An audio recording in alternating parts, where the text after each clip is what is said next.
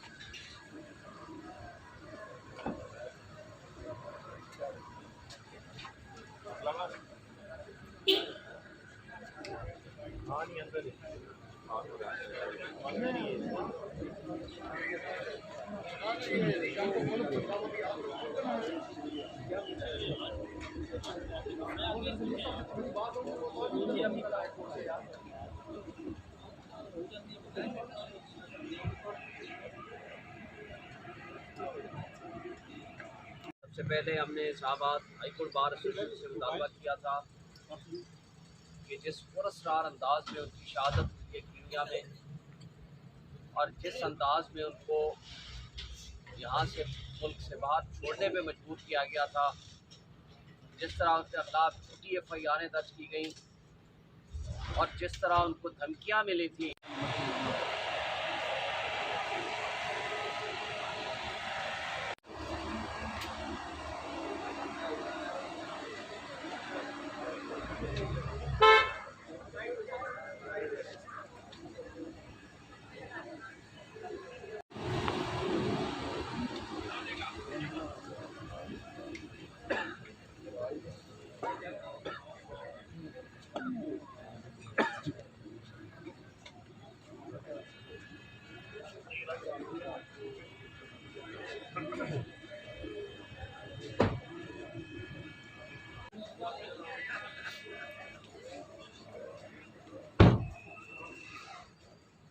अंदर हो गया।